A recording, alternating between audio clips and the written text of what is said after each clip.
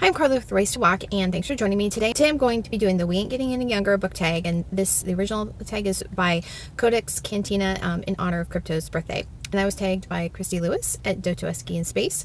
But before we get started, a little bit about this channel. Here we share good thoughts about good words, and on Tuesdays I publish videos about books, and then on Fridays I host a live Bible study on Instagram at Race to Walk, and then publish that on Saturday. So if you are interested in any of those things, be sure to like and subscribe so you can get updates about new videos. So the first question is, while it's proven too many birthdays can kill you, the amount of cake we can eat is still under debate. Name the most recent book that gave you a sugar or book high. Now, so for me that would be Dark Tower by C.S. Lewis. It's not actually a complete book. It was rescued, the manuscript was rescued from when C.S. Lewis's papers were being destroyed after his death. It is the most mind-blowing book I have read in a long time. And that was it was a book that just completely had me engrossed, not because of the whole story, because you don't have the whole story, but it's just like one of those things you're like, what the heck did I just read? So anyway, I'm going to have a review on that, but it's a mind blower. Okay. So question number 2, sometimes we get older and wider instead of older and wiser. Name the longest book you've ever read. So the longest book I've ever read is the Bible, although I don't know if you consider that a single book, as it's actually 66 books in one volume. As far as like a single story, the longest I have read War and Peace by Leo Tolstoy. I think I read it like when I was in my 20s, and the only thing I kind of remember about it is reminded me of the Dallas TV series, all this family drama, but and manipulations. I should probably read it again because I'm sure I could get some deeper meaning out of it now. But anyway, so question number 3. The best part about pictures is that they're always a younger version of yourself. Name a book that you enjoyed more the first time you read it than the second.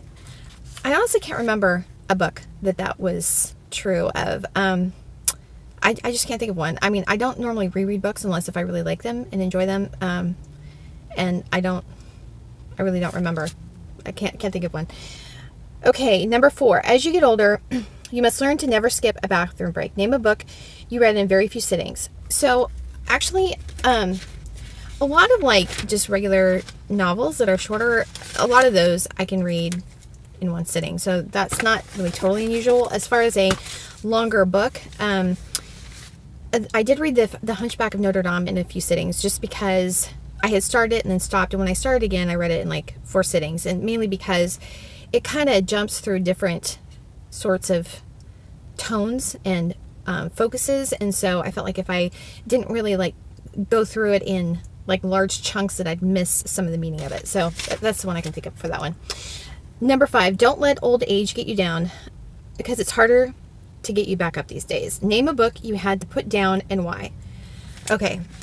The one that really comes to mind is The Third Wish by Robert Fulghum. You might know him from All I Really Need to Know I Learned in Kindergarten, and he had other books that are collections of essays like Maybe or Maybe Not. It was on fire when I laid down on it. He used to be one of my favorite authors. He used to be.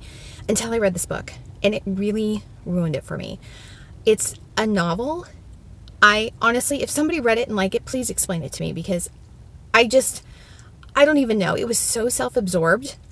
And I was reading it, I'm thinking, is this supposed to be about narcissists? And it was just so, it was so self-centered and narcissistic that it was disturbing reading it.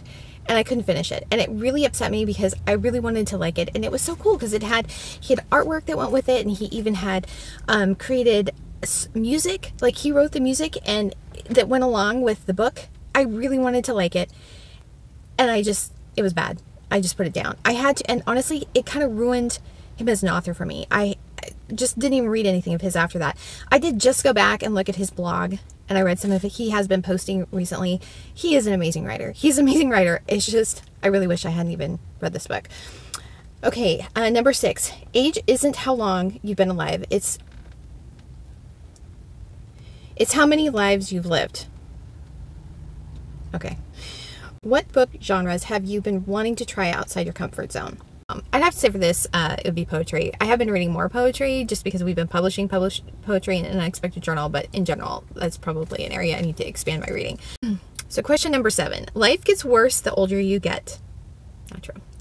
Anyway, luckily you don't have much left. Name a book that slowly turned sour for you, but you finished anyway. Were you glad you stuck it out?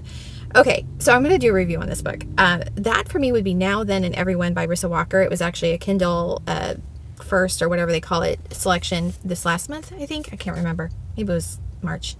I'm losing track. But anyway, I really wanted to like it in the beginning, and then it just got like, it was so bad. Like towards like halfway through, it just completely lost all sense of logic. The other thing too is like at the beginning it was good, and then it really seemed like they just kind of gave up on editing it at, you know, about 75-80% of the way through. It just wasn't as tight. There was just a lot of problems with it. I wanted to like it in the beginning, but it just gradually went downhill. Okay, so question number 8. Peer pressure seems to decrease as you get older. Where did all your friends go? Name a book that you checked out because of peer pressure. Were you happy to have tried it? Actually, I can't think of one. I don't know. I just don't. I mean, I can't think of it. I don't know. I think that's an INFJ thing. We don't really, peer pressure isn't really as much of a thing for us as for other people. I will say I did read Wuthering Heights because it was on one of those, you know, 100 books that you should read, you know, everyone should read. It was horrible. It was a horrible book. And no, I'm not glad okay. There was no value out of reading that book other than the fact of knowing that it's a bad book and being able to tell somebody why it's a bad book. No one else needs to read it. Anyway, but that's the only one I can think of. I can't really remember anything that I read just because everybody else was reading it. I did kind of feel about like that way about, I haven't read it though. Educated, a lot of people reviewing that. I haven't read it. The other one is that the only reason I would read this just because there was so much dialogue and discussion about it. There was Girl Wash Your Face by Rachel Hollis. I mean, I've made some judgments on it just by what people have said about it, but no, I haven't read it. There's just so many books in so little time that I just don't really, unless if I really want to read it or there's information that I think is something I need to know or has value to me. What other people like, that's good for them, but I have my own reasons for reading books, and time is short. So anyway, that's my completion of this We Ain't Getting Any Younger book tag. I hope you had a great birthday. Anybody else wants to do this, feel free. So if you haven't already, be sure to like and subscribe. Tag somebody else if you want them to do this. Anyway, but I hope you have a great week. See you next time.